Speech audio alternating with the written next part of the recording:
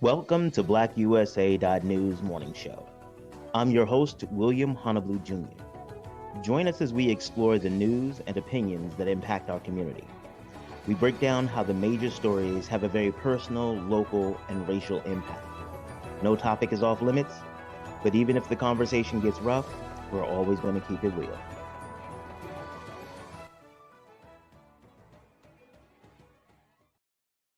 Greetings and salutations, all my people out there in internet land. This is William Honolulu Jr., and I have the privilege of serving as the host of the Black USA News morning show. Thank you all for joining us. It is going to be an amazing and maybe even a little challenging show today, because what we're going to be talking about today is working while Black. I was just on Donnie's show this morning. He had a special edition with the indomitable Catalina Bird, and they were talking about all things Black in Baltimore. And throughout Maryland, to be honest. Part of the conversation was about, the drugs and the violence and what we can do, changes in leadership and things like that. But we had an opportunity to talk really quickly about this idea of what it's like to be Black at work. I shared with them that there was a period of time where I tried not to be Black at work. I thought that, my Blackness was a liability, that somehow I needed to overcome being Black at the workplace. A lot of the things that I was taught along the way were really about how not to be Black in the workplace, how not to be Black at school. Being Black at school, acting Black was always a problem. Oh, you're so ghetto. That's what I used to hear when people would act Black. And I learned that. And I took that with me into my academics. I took that with me into the work world. I took that with me into my volunteer activities.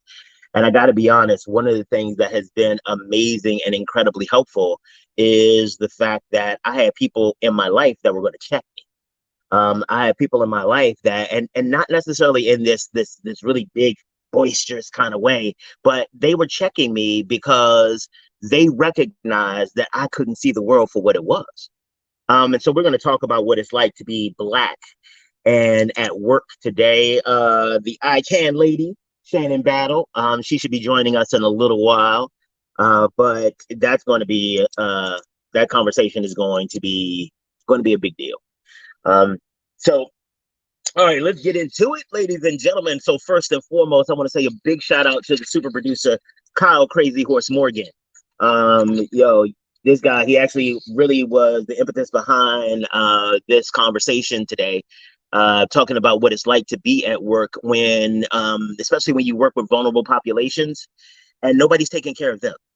Everybody's trying to work on their job and making sure their role is safe. And so I want to thank him always. This is hard. And I'm grateful for the support and help that I can get to pull it off. We talked about Catalina and Donnie this morning. Actually, go ahead and check that show out. One of the big questions that keeps coming up when we talk about violence in some of our cities is this whole idea that what are the police actually doing? Donnie talked about one of the areas in his community where literally, and I've seen it, the police are there and people are selling drugs there, like in front of the police, and the police just sit there. And for the life of me, I can't understand why that happens. But they actually did a pretty good job of having that conversation and really talking about some of the underlying issues. And what we come to is that it tends to be systemic. It tends not just to be the leadership. It tends not just to be the money. It tends to be all of it together. One of the things that we'll talk about this a little bit more later is that a lot of times it is, let's blame another part to deal with the part that we're not doing.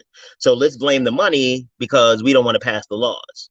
Well, if we don't want to spend the money, we'll say we don't have the laws. You know what I mean? Like it's always this kind of move the goalposts. And that's one of the challenges about being Black in America. And so, yeah, it's just, so go ahead and listen to that. Friday show. If you missed Friday's show, you missed a great thing. We had Cassandra Hill on, and she was talking about what it's like to be a Christian and what it's like to be a woman in the intersection of those roles. She also talked a lot about what it's like to overcome trauma, being a person who deals with autoimmune diseases and things like that. Her life doesn't look the same as the rest of ours does. But she's been able to persevere, and she's been able to create a world that reflects what she wants in her life, what she thinks. And it was a really great opportunity to hear about that and hear about how that type of stuff gets done. So if you didn't catch that show on Friday, that's the beauty of BlackUSA.news. You can go on the website, you can go on our Facebook page, or you can check us out on YouTube and find out what you've been missing. Now it's my favorite time to talk about the people who make this stuff possible. As you all know, well, some of you all know, we're out here streaming in the metaverse thanks to STEM City USA, the first Black multimedia company to be in the metaverse. First. So again, we're really grateful to Dr. Tyrone Taborn and his staff over at STEM City USA for helping us not just make sure that we're communicating with people, but keeping us on the cutting edge of tech. You know, I'm looking forward to getting my Oculus glasses and all that, so I can be all high tech. But it makes me nervous. But I'm gonna do it. It's gonna be fun. It's gonna be real fun. Let's see. Oh, J. Wendell Gordon, the warrior lawyer. If you find yourself in a situation where you're on the wrong side of the criminal justice system, you might want to grab the warrior lawyer. And that's his name, not because he gave it to himself, but because his clients gave it to him. They see him out there all the time fighting for them and winning. Sometimes just the prosecution or the state's attorney knowing that Jay Wendell is your attorney gives them to go make sure that they got all their I's dotted and T's crossed. And makes, in real talk, I've seen where it makes some state's attorney or some assistant state's attorneys more likely to negotiate for a plea deal. But if you want your day in court, if you want to make sure that your rights are protected, call Jay Wendell. Now, let me level set your expectations. If you did it, you did it. But he will make sure that your rights are protected, and make sure that they rise to their level of the burden of proof. So make sure you give them a call. It doesn't hurt you at all to just reach out. Edible Arrangements. Oh, I love them. Now, this weekend coming up, I'm planning to go to Edible Arrangements and grabbing what? The pineapple dove with the white chocolate on it. That is what I am looking for in my life in the best way. So I'm going to make sure I stop at the Govins or Randallstown location and say what's up to them. Hey, good morning, Michael, down in Tampa. I appreciate Michael's always here with me.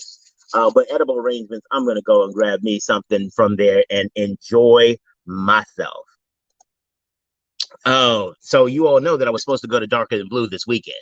I got a recommendation from one of you all about the Cowboy Prime Rib. My mouth was watering. I was so excited. But alas, family responsibilities kicked in, and by the time I wrapped those up, Darker Than Blue was closed, and I couldn't get my Cowboy Prime Rib. But guess what? It's not over. I won't give up. I'm going to go out and I'm going to get me that Cowboy Prime Rib. At least I know if it's as good as the salmon, it's going to be a great meal, and I'm looking forward to it. Let's see. Oh, Murphy, Falcon, and Murphy. There are times in our lives where we find ourselves on the wrong side of a civil situation, or that we see improvements that need to be made in our community and we need the government to take action, or we hear about the government proposing a law that's going to be disastrous or at least deleterious to our community. Any of those situations, you should give Murphy, Falcon, and Murphy a call. They have been doing it since my adult life. Like Judge Murphy has been out here protecting the rights of Black folks and making sure that we do the things we have the things that we need in order to be successful. And not just doing it that long. He's been successful at it. He's one of the people like I could just say, Google him. Google Judge Murphy and you'll see how influential he has been in the Black community and how committed they are. So If you get an opportunity to give them a call to try to get some assistance with what you got going on in life, you are going to be in great hands. Now, of course, my company, the Grinding Gang, we want to help you take your business to the next level. The way we do this is that we have free memberships and we also have paid memberships. I want to make sure you understand everything ain't free. But what we do is that we provide a knowledge library, free events, and digital tools to help you figure out how to make sense of the information that you have. Running a business, starting a business, all of that stuff is really, really hard. It really, really is.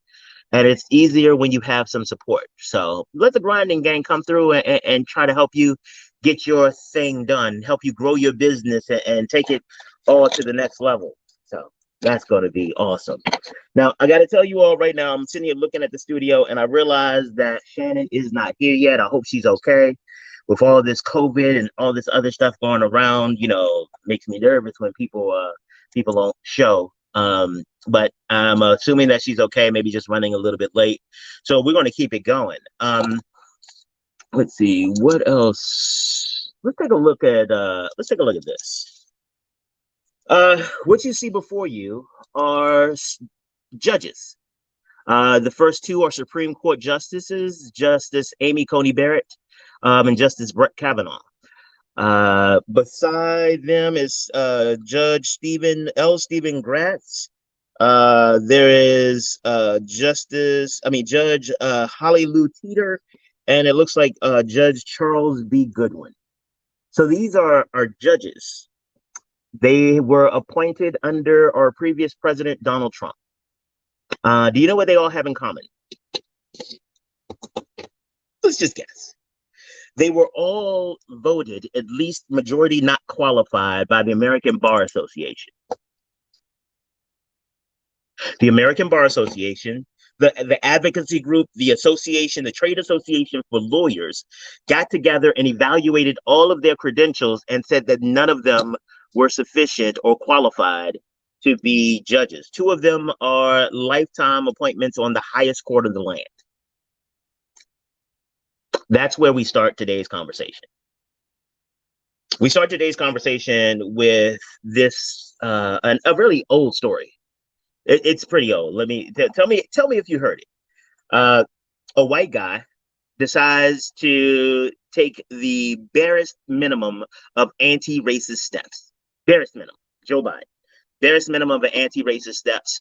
I'm going to nominate a Black woman to the Supreme Court if I get a chance. That was it. That, like, literally, he didn't say anything other than that. And what happened? There was a firestorm of people. At the time, they were like, "Oh, that's going to be horrible," or other things might matter.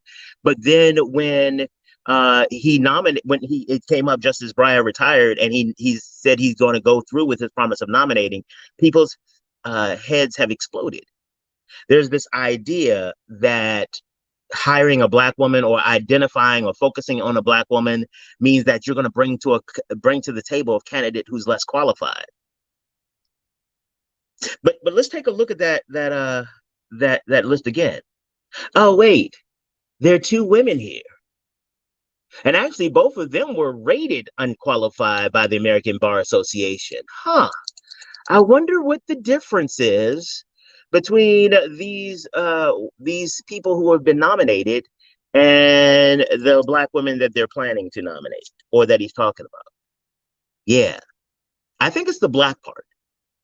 This is an opportunity for us to have a very meaningful conversation on misogynoir. A lot of people don't understand that, but let's kind of dig into what it is. Misogynoir is this idea that there are things that are inherently inferior about Black women. More than an ideal, it's a lifestyle. It's a set of systemic circumstances that make life harder for Black women. Now, let's not get it twisted. I'm not suggesting that Black men have it easy or blah, blah, blah. But one of the things that I really think that we need to stop doing is comparing our struggles. Like, this race to the bottom doesn't help our people. So we're going to focus on working while Black, but we need to talk about misogynoir because there is a totally different impact. that racism has on women. Primarily, I think, my opinion, is that it's because a lot of the places where we put the emphasis on women's values is their struggle. We Thanks, Brandy. We put a value on the struggle of women. They are, when we honor women, we tend to talk about not what they accomplished necessarily, but even if we're talking about what they accomplished, it's in the context of the larger struggle. Like, we love stories that where women struggle and overcome and blah, blah, blah, but why do they always have to struggle? You have I was listening to some of the news coverage and reading about some of the judges that are appointed. The first three on the short list were amazing. One of these women is so accomplished that they're considering taking someone who graduated from a public university, not an Ivy, a public university. I think it's the University of South Carolina, and having her become a Supreme Court justice. I mean, the fact that she was, I mean, think about what that means. A Black woman brought public schools to the table. She is talented enough where she stands on, I can't remember her name off the top of my head. And sister, I am so sorry, Your Honor. I am so sorry that I can't remember your name. But think about what that means. That she knows enough, that she is talented enough, that she has done such a good enough job, that she is not only dealt with the discrimination of being Black, not only dealt with the discrimination of being a woman, she dealt with the discrimination of being both of those while at the same time going to a public university. That's big. That is really big. And it's one of those things that we need to take into consideration and be very aware of, because these are the things that Black women are bringing to the table.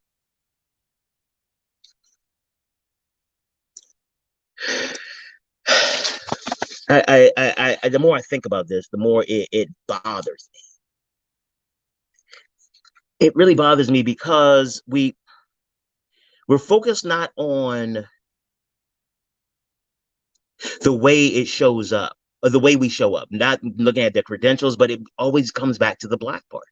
And that's one of the things that Black people deal with at work. And a lot of it has to do with what we see as our expectations, or as what we see as to how we should fit into the workplace. Because a lot of us are looking for happiness at work. I gotta be honest, I've found satisfaction at work at times, but I don't know how many times I've found happiness at work. There might have been things that made me happy, but I think that we get caught up a lot of times with our value being tied to our participation or our whatever in capitalism, where how much money did we make, you know, blah, blah, blah. But think about it, it kind of makes sense, because we spend 40 hours of our week at work. Some of us spend up to 60, 70, 80 hours a week at work. We spend so much time there that it now becomes part of our identity. When people ask you, oh, what do you do? They're asking, they tend to want to know about your job, not about your relationships, not about how happy you are, anything like that. And so what ends up happening is that we show up at work trying to pretend. A lot of times we get taught to pretend at work from our parents. You know, you hear mom or dad talking about their coworker at work and how they are lazy and how they do this and that, and take stuff from the job and blah, blah, blah, and all these negative things about them. And then when you meet them, it's like, oh, hey, girl, how you doing? Like, oh, hey, that's my guy. Da, da, da, da. It's one of our best work buddies. And you're sitting there like, well, wait a minute. You just said that they was trash. But there is this game that we have to play at work. There is this way of social engagement that really drives lies. It really just does. It forces us to lie. It forces us to, your boss asks you, how are you doing? Or what do you think about your valuation? Or what do you think about a new product? The priority goes to keeping your job and managing internal politics than honesty. As Black people, we are not just dishonest when it comes to power dynamics. We tend to be dishonest a lot of times about our feelings, not because we are necessarily dishonest people, but we know about how that will be responded to in the workplace. Particularly when around cultural things, especially around family. Family and pets. I've gotten into a lot of issues as a Black man at work around pets, because I had pets when I was little, but because of allergies, I had to let that whole pet thing go. But people with pets, yeah, they're especially my experience has been, especially with white people with pets, they take them a lot more seriously and viscerally than a lot of black people I know with pets. And so um one of the things that happens with us at work is that people will try to be nice to us. Sometimes the racism that we experience isn't even from people who consider themselves racist. Sometimes it's from our friends. And they really do mean the best. They're trying to help. Our work friends, I had a situation once where a gentleman says culturally insensitive things. He said that at work at times. Um, and a colleague of mine that we work very closely together, a friend of mine I considered, um, found out that there was an opportunity for me to participate on a project that she was running, but she didn't ask me to participate. And I was like, okay, maybe she thought I was busy, but I pulled her up about it later, and I was like, so, I could have helped. If you need anything, let me know, but I could have helped. I don't know why it was, why didn't you put me on in the first place? She said, I'm gonna be honest with you. Let's call the guy Ed. It's like Ed always says stuff that's kind of off color and not cool. And I know how you feel, and I didn't want you to be uncomfortable, so I just didn't ask you to come through. So in an effort to help me, she limits my access. In an effort to help me, she takes away an opportunity for me to shine and get some more experience and things like that. But that was how she helped. That was help from her. To me, it was kind of busted because I missed an opportunity to get my name on one of the reports that we were putting out. And in the field we were in, that was a big deal. It was kind of weird, but you know how some industries, how many times you participate on something, how many times you're cited, that becomes a big deal. So my participation would have been a big deal for me career-wise. It didn't hurt, but it would have helped. But in an effort to try to protect me, in an effort to try to help me, she locked me out. She kept me out. And that's what I mean when I say that even in dealing with misogynoir and issues around blackness in the workplace, it is not necessarily enough to be tolerant. We had tolerance a while. Tolerance just says that you're here and we're gonna let you be here and we're not gonna push you out. That's not engagement. That doesn't make me feel welcome. That doesn't get me to give my best at work. It is enough to just keep me there, if that. We get to a point where we think of tolerance, and it also comes back to the othering people. That's the thing they call it, othering, where you're not part of my tribe, you're other.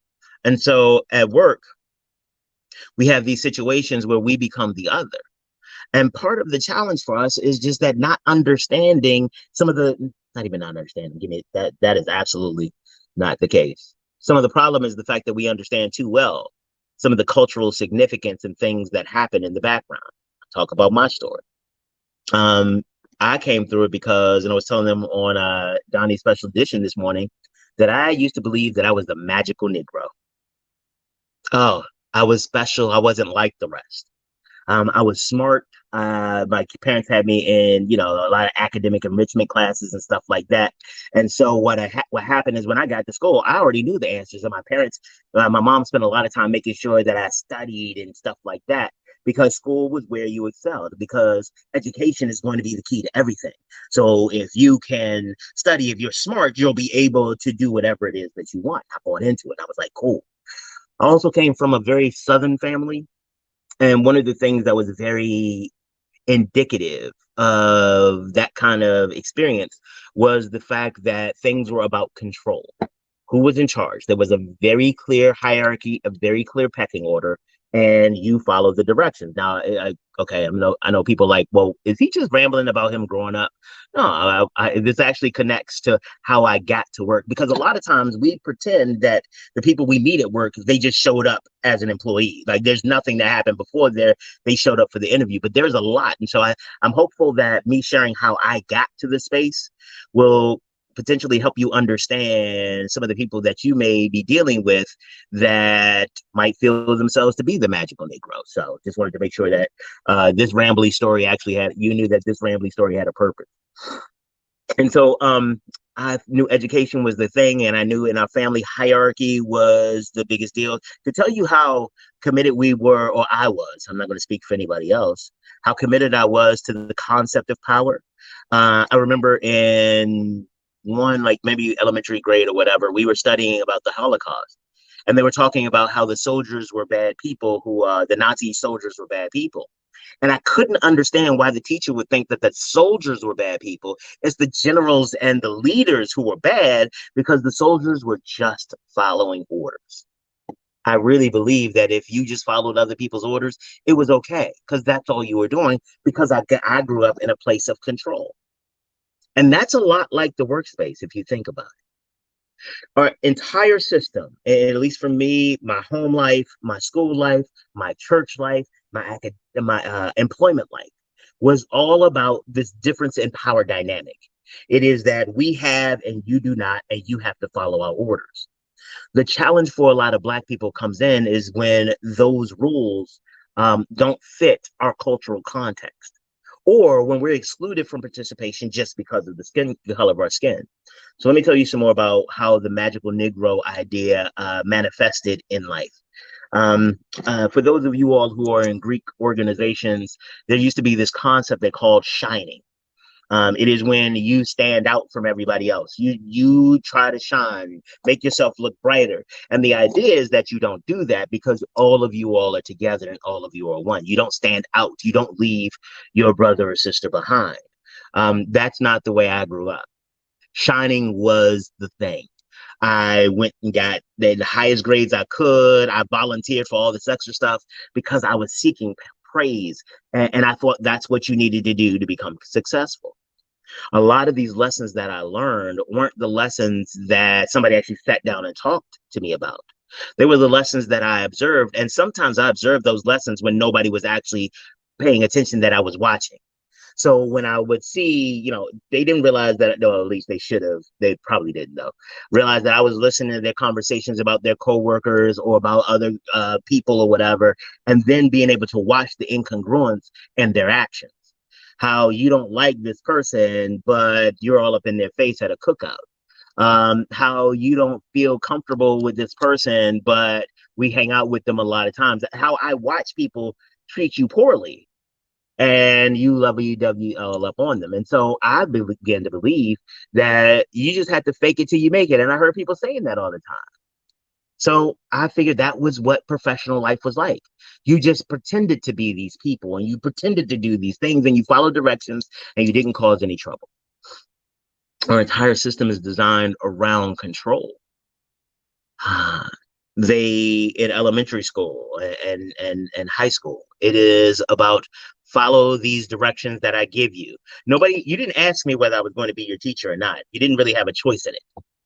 So now that I am your teacher, you have to adjust your learning style to mine, to how I teach. If I am good, I will try to accommodate you as best I can, or if the law requires me to. But I'm looking for the special. And in situations like that, I was the special Negro. I was the magical Negro. I had the answers, and for the life of me, I did not understand why everybody else was having such problems. I thought it was all of you have to do is follow the directions and they'll give you all the stuff. Oh, they used to send me places. Like I used to go to conferences. They would fly me places. I would get awards, money. Oh my God. It was so amazing. And I was like, all I got to do is follow their directions. Yay. Oh, Brandy said she was told not to shine and keep it to yourself. That is absolutely true. And so what we end up with, especially for Black women, is well, let me finish about my magical Negro, and then I'll extol on other things I think. And so as I'm going through, I don't understand why everybody else just doesn't do what they tell them to. And especially, I thought it was so special when it was like, oh, you should be more like William. You should do. And I was like, wow, you should. And I thought it was a flex. I did not realize that I was as big a pawn in this process as anyone. See, in situations like that, the people who exploit and control, they're not really just complimenting you.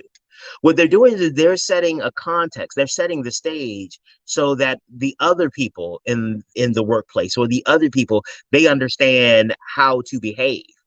They reward you so that the other people will see and try to mimic your behavior. The same reason that they may embarrass or aggressively discipline an employee at work is to send a message to everybody else. And if you believe yourself to be the magical Negro, you don't even understand that you're being used for that purpose. One of the other things that I realized after years really drove this magical Negro thinking was the buy-in to capitalism's idea that everything, my value is based on my economic contribution or my economic potential.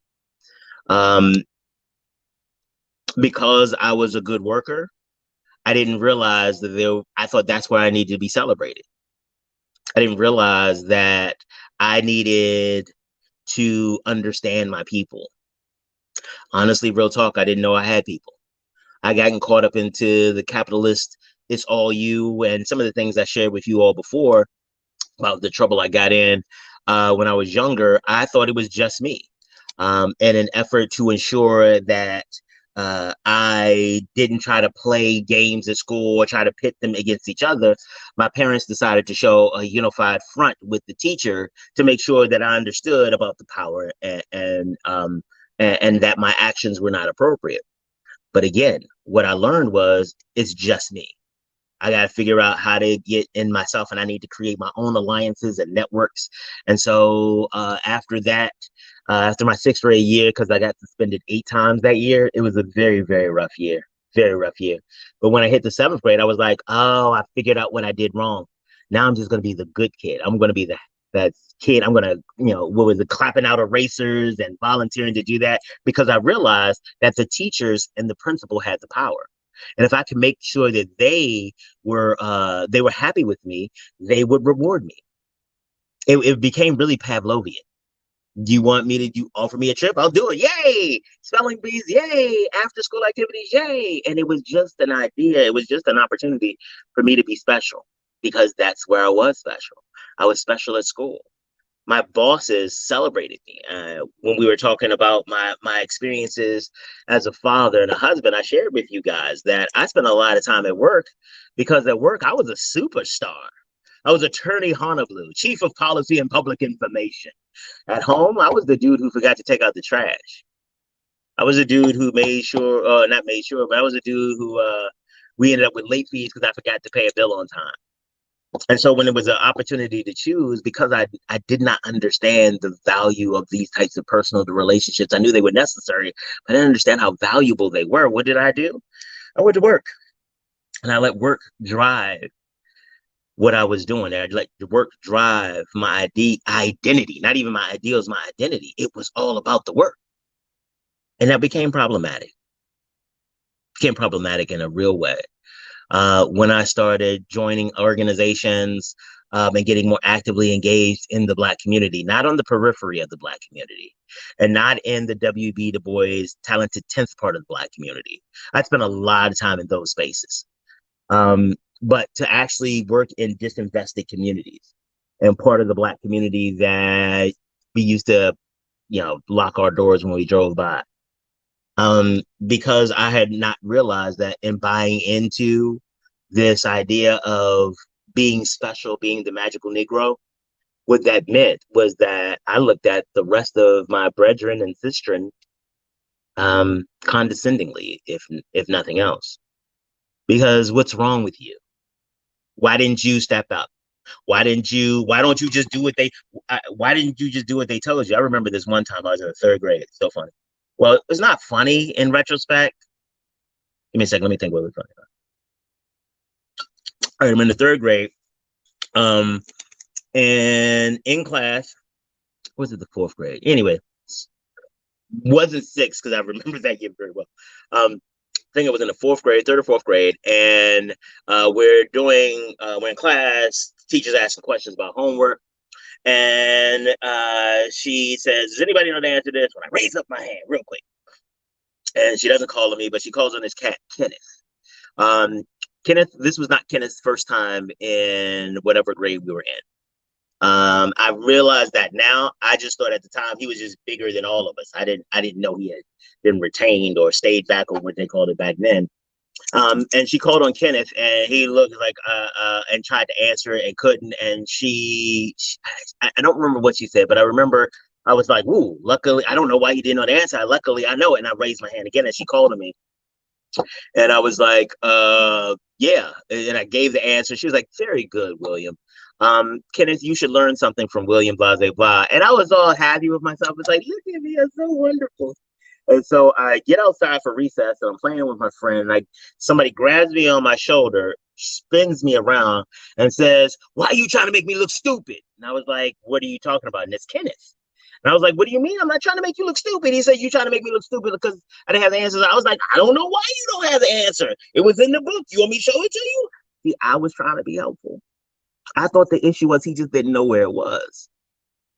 And then he punched me in my solar plexus, and I fell to the ground like a bag of potatoes, like a wet sack of potatoes. I don't even know why the sack of potatoes would be wet, but it hit the ground like that. Like I was, is that where you gotta suck in air like it's not coming?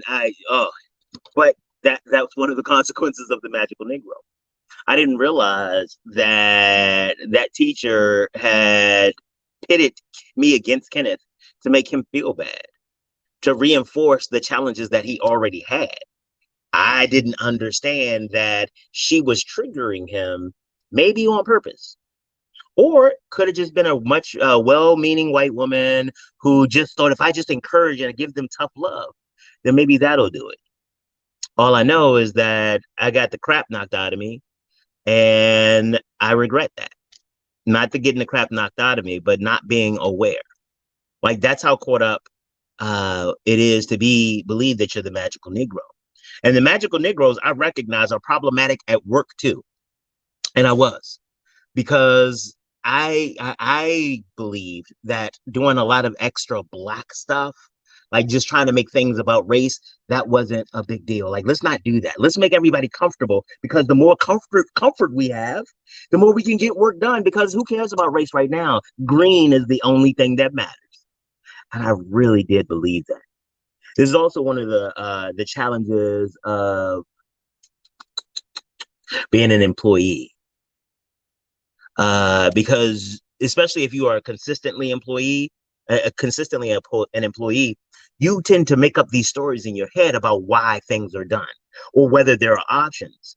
And a lot of times we don't even recognize that this isn't the only way. Just because you've been here for 5, 10, 15, 20 years doesn't mean you have to be here. One of the things that my baby sister, Dr. Lewis Saint, always tells me is, like, you choose every day. You know, we talk about the things, well, I did this then, and now I'm still living with the consequences. Like, you know, I got married and now I'm still married, or I'm stuck married, or I'm stuck at this job, or I'm stuck. You're not stuck. It may take you a while to get out, but if you are not doing anything to get out, you're not stuck. You made a choice. I made a choice. I wanted the accolades, and they did a really great job of making it feel good. It felt so good. The awards, and it's so funny now that, you think about well, it's probably a little bit more challenging before, but how much effort we used to put in for a sheet of paper that somebody printed. That acknowledgement to be brought to in front of the assembly, to be told, like, oh, it's so good, the employee of the month, and those types of things, the birthday parties at work, all of those things were designed to help us be better at being Black at work. So that was a lot about me being the magical Negro, but what does that look like being Black at work? I was problematic because I wanted everybody, why can't we just focus on the work? Why can't we just focus on the money? And we didn't, and we couldn't, because there is a larger racial context always at play. When you look at all of the institutions that we're a part of, none of them were designed for the promotion or a promotion of the well-being of Black people. I dare you to name one. You want to talk about education? The first public education, first mandatory school provision was in, I think it's 1647 in New England. And it was designed because a bunch of kids who didn't have parents around, whose parents had died from disease and war stuff, They needed to find a place to learn how to behave. It was specifically designed to keep the devil out of children because they need discipline. Sounds familiar? Suspension rates, detention rates. Modern law enforcement, the modern police force, was designed off of the slave catchers in the South, designed to apprehend Black people. Bringing this back to the SCOTUS piece, knowing that no matter what you do, no matter whether you are a bad enough woman to have them take a look at public schools for the nominations to the Supreme Court, whether you are a Rhodes Scholar, no matter what you are, at a certain point, they come back and say, you're still a nigga. The Black always matters a little bit more than everything else. They're losing their mind because in the first time in 117 justices, somebody is talking about nominating a Black woman. And again, let's not even get it twisted. We haven't made it to the nominations yet. They're still in the back office selection process. I'm comfortable that it's going to go through, but please listen to the vocabulary that they're using. And please stand up against all of the language and all of these ideas that Black women are not qualified, or just the idea of a Black woman being in the role itself means that somehow the role will be diminished. There was a few centuries where it was whites only. There were a few centuries. I'm sorry. Today, the color of my skin scares me because I know that going out into the world, it makes me a liability, or makes me a threat to people who don't know me. I know that my skin, when I show up to work, I have to establish credibility first. Interesting. I'm not necessarily a funny guy because I'm just funny. Funny guy because it makes it easier to be Black. That's one of the things I learned being the magical Negro. You make people laugh. They ignore a lot of other things. People feel so badly in life that humor gets them closer. They want to go to these places that make them feel good. And that's one of the things that our system knows. And so our system will hold out these, and I'm talking about employers, the system of labor. They'll hold out these things on the other side just to get you to do more work. The idea in many cases is to make you feel as though you have nothing left. I think this is a good time to talk a little bit about pimping in the corporate world. I wasn't going to do this just yet, but you can't talk about being Black in the workplace without talking about exploitation. And you can't talk about commercial exploitation without talking about pimping. So let me tell you a little bit about how I came to pimping in the corporate world. About 20 years ago, I was hanging out at a bar, as I did a lot back then. And I was talking to a friend of mine, her coworker, and her coworker was talking about how bad it was that somebody else got promoted above her at work and she didn't, and she had trained them. And this was the third time that it happened.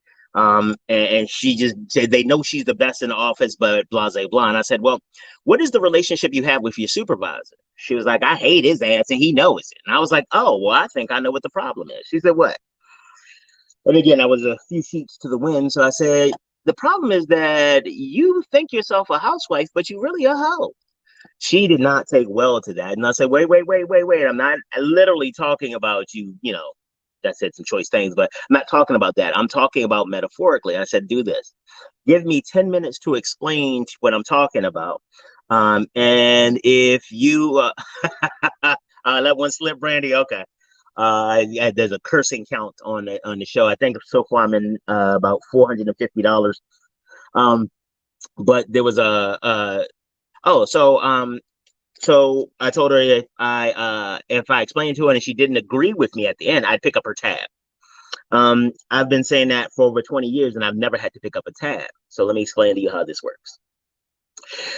When you are using Amazon as an example right now, when you look at Amazon's workers and they're talking about the conditions and things like that, well, at the same time, Amazon's bringing out a bunch of researchers and professionals to say that it's not. Cigarette industry, same thing. The research came out and said cigarettes kill people. Cigarette industry came out with research and said they didn't. And so it became this back and forth trying to figure out like what really is going on. There is nothing in pimping. There is no association of pimps that bring out white papers to tell how great pimping is or how necessary it is to vital to the economy. So in the pimp trade, what you get is the cleanest opportunity to examine American capitalism. There's nobody trying to make it pretend that it's better than it is. And so in every commercial transaction under my pimping in the corporate world theory, there are three roles. You are either a pimp, a hoe, or a trick. Now, if you are spending money, you are either a hoe or a trick. And a trick is an individual who is purchasing service in the pimp parlance. So you are either a pimp, a hoe, and a trick. Now, you know you're a pimp if you decide who gets paid, how much they get paid, when they get paid, why they get paid, and how they get paid. If you can answer yes to those 5 questions, then you are pimping because you control the means of production. You control what happens in these streets and in your stable. But if you can't answer yes to those questions, it's likely that you are not in charge. And a lot of times when I start talking about people like, oh, that's disrespectful, referring to employees as hoes and blah, blah, blah, the disrespect isn't the name. If you think the title is the disrespect, you don't understand the problem. The problem is the way, the power dynamic and the way that employees are being treated. So let's take a look at an example. If you are a spouse, you get things because you're a spouse. Happy anniversary, I love you, blah, blah, blah. You just get things. There's part of the relationship where we take care of each other. That is in it. If you are in a pimping relationship, you get a percentage of what you bring in. And one of the things that really helps to understand the idea about pimping is well, let me take a step back. Making sure you understand that being on the other side of pimping is not a bad thing. When we talk about pimping, we get so caught up in the sexual aspects of it, we don't realize that it's the employment part altogether. It is that power dynamic that becomes problematic. Because if you think somebody who is a professional escort is having a worse life in many cases than a worker at Amazon or one of those people who the greeters at Walmart, yeah, you may not understand the game. You may be so focused on the sexual aspects of it, you ignore the exploitation. Let's look at an example of how corporate pimping works. People talked a lot about in the 90s and in the early 2000s about corporations having daycares at their spaces. Like, oh, they understand the work-life balance and they're trying to support their employees. And I was like, oh, that's really sweet, except that, nah, not really, because pimp's been doing that for a while. What happens is that pimp is more than happy to take care of your kid because where you gonna go without your kid? Not kidnapping, just taking care of the kid. Why? Because let's look at it in the corporate space. Let's say I come to work. Excuse me. I bring my kid down to the child care center. I go upstairs and I go to work. Normally, I'd have to get off at 5 in order to make it across town to pick up my kid because they have late fees at the daycare. So I had to go at 5. There's no conversation, got to go at 5. But now my kid's downstairs. Elevator ride is only 5 minutes. So technically, I could stay till 5:55. Oh, guess what? My boss said that since this is a big project, my boss is going to pick up the cover for late fees and send my son down some pizza. So now I can stay till 7. That doesn't seem like really helpful. All this is doing is helping me work more, not helping me enjoy my life. Hell, maybe not even if I'm a salary, not even make more money. But guess what else? You're going to take a slick day off. You're going to come in, drop Junior at the job, and then go head back home and enjoy some mimosas or a day off? No. You're going to come in and you're going to stay. The other part too is that if I can give you childcare at a lower rate and make it more available and convenient, where are you going to leave and go to? Where are you going? Ah, thanks, Randy. Where are you gonna go? You're gonna leave here because not only are you leaving this job that we pay you, because you might be able to find some more money other places. You might be able to find better working conditions. But what about your kid and their friends? You want to take them away from their support system? That doesn't sound like really good parenting. And so now, by adding in the daycare, the childcare, I have now ingratiated and created a system or created a space where it's much more difficult for you to leave. All in the name, and guess what? In the name of being a good employer, and you probably thanked me for it.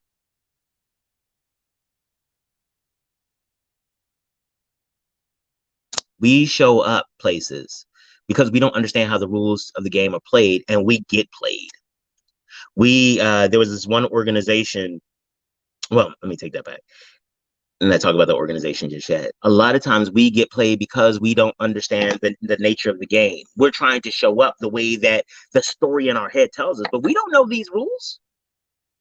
We come from places where we help each other, where we're in it to win it, or whatever. We don't know the rules of the game. And we all know, even if this has not happened to us, we have that feeling of like, okay, waiting for some black stuff to pop off. Just waiting for, and little things like, please don't introduce me to the black person you know at work. Can you not do that? I'm going to see them, going to meet them. It's inevitable. We're black. We don't already know each other, and we might not get along really well. I got to tell you, one of the things is really I hate is when I'm working in a majority white environment and somebody says, "Oh, somebody new has started. You all will get along great, and I think you'll love them." And I was like, "Oh, they must be a black person." And then the part that I don't like is when I meet them and then we really do get along well, because I'm like, or that thing where all black people don't know each other except you mention somebody that I happen to know. But people don't understand the implications of that. And the reminder, it's not just the reminder of black stuff because I feel it. It's a reminder of being black, because, and not even just the good stuff, because there's some good qualities of being black. Like it cuts both ways, this idea of being underrepresented or to be thought of lowly. It cuts both ways, because on one hand, a black guy showing up, they don't necessarily think that I would be as credible or have the credentials that I do. And so while I am similarly situated with, say, a white guy and credentials, the fact that I'm a black guy with those credentials, it boosts me. I remember one time when Barack Obama became president, Rush Limbaugh said, and I would say God rest his soul, but I'm hoping that Satan's having a good time with him. Rush Limbaugh once said that Barack Obama, the thing that actually helped him win the election or get the notice that he did, was the fact that he was a black man. And people lost their stuff. They were like, how are you going to say being black is one of the prerequisites of being president? No, black people have so many issues and challenges and da-da-da-da. And I got to be honest, I don't like Rush Limbaugh, but he was right about that one. Because Barack Obama was not the first black person to come through, or the first person to come through who was the editor of the Harvard Law Review, who had his resume. He wasn't the first, but he damn sure was the first black one. He was this thing that many of us try to achieve. It is being just black enough. That's a real space. It is just black enough. It is not being too black where you create professional challenges for yourself. And it's not being not black enough where you get alienated and ostracized by other black people. And that is a tightrope to walk on, because guess what? Nobody writes down the damn rules about it. You just kind of show up and figure out what to do. Now, maybe, you know what? Or maybe nobody wrote them down for me. Maybe you all got issued books when, in the black part of life early on, when I was busy being the magical Negro, and you all had meetings and understood that kind of stuff. But if you did, please let a brother know. Do you all have replays? Because it took a long time to understand that. And I think we have this opportunity, an amazing opportunity, to really talk to our brothers and sisters and talk to them about what it's like to be black at work. I think we have an opportunity to not even an opportunity, we have an obligation to step up and be anti-racist. It's not enough just to make sure we don't rock the boat anymore. And that means that some of us who are rocking the boat, we're going to lose our jobs. We just are. But that also means that the rest of you guys, come on and try to hold us down. Because there are those of us who are at work and are saying the stuff that nobody else wants to say. But the really busted part is that a lot of times we get congratulated on the back end. I have a friend of mine is a realtor, and she is an amazing realtor and has done a lot of great stuff in the community. One time she was working with this organization and she was volunteering with them. And they asked her they were getting ready to do something. This was actually also during the Black Lives Matter part, and they put together there's a white dominated organization. They put out this mealy mouth statement on racial equity and their support, and where they were going to, and they were running through, and she said something in the meeting was just like, this isn't a real statement. This is not this is not demonstration of support. It demonstrates that you just trying not to piss off other people, and trying to keep the people who are in charge happy. You're trying not to ruffle feathers when Black people are dying.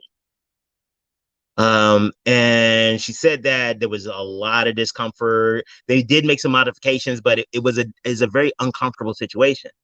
Guess what happened afterwards? 3 or 4 people, the other Black people in this large meeting who were there. No, yeah, 2, 3 or 4 of them hit her up. Was like, I'm glad you said something. I was thinking that, but I wasn't going to say anything. What? You sat here and thought that there was a problem with the way that the statement that they were making about Black lives mattering, and you didn't think to say anything. And she was disappointed, especially because some of these people, they were in greater roles than hers. They had big fancy titles and credentials and stuff like that. And I said, one of the things is the stories that we tell in our head to ourselves about who is skin folk and who is kinfolk. Why did you think that just because somebody has a big title, you don't know what it took to get them there? You don't know whether being the magical Negro is the only reason they have the job. The fact that they are stepping and fetching it might be what keeps them employed. I think we need to go back to our roots, not the Eurocentric roots, not the roots anchored in individuality. We need to get back to the point where we are looking at our community, where we are saying we are anti-racist, and we will hold the people that we work with and work for accountable to anti-racism. It's not a game. Too many of us are dying to be playing. Until we do that, I can't say until. It's not like, I have a magic wand and can tell if we do this, then it'll happen. But what we've tried isn't working, people. We've put time in. We've done a lot. And we've made progress. Please don't get it twisted. We have made so much progress. And I don't want to forget that. I don't want to overlook the fact that we have made progress, and life is better for Black people than it has ever been. Real talk. Not everybody, but as a people, it is. But what that also means is that we have an opportunity to make it even better. It's not the time just to be like, hey, we're cool. We got this. We're going to make it happen. And, we're just happy that we get the scraps from the table. We're just happy that it's going good. We don't want no trouble. I want the smoke. I want the smoke because we're burning this joint down. We are burning systemic racism down. I want the smoke. And find out what allies that you have, and recognize what role you may play. Because you may not be the person that says it. You might be the person that thinks about it. You might be the person that comes to me and says like, hey, we need to cover this topic. And I go out and I run with it. But recognize that we all have a place, a part to play. All right. I shared enough today. I don't even think I'm going to go to therapy today because I gave all y'all it. I gave it all to y'all today. So thank you all very much. We have come to the end of the show again. Time runs fast when I'm out here with you people. And I love you for it. Thank you all very, very much. I will see you all tomorrow with Keishelle Luter, and we're going to be talking about all things real estate. Have a great one. We'll be Black tomorrow.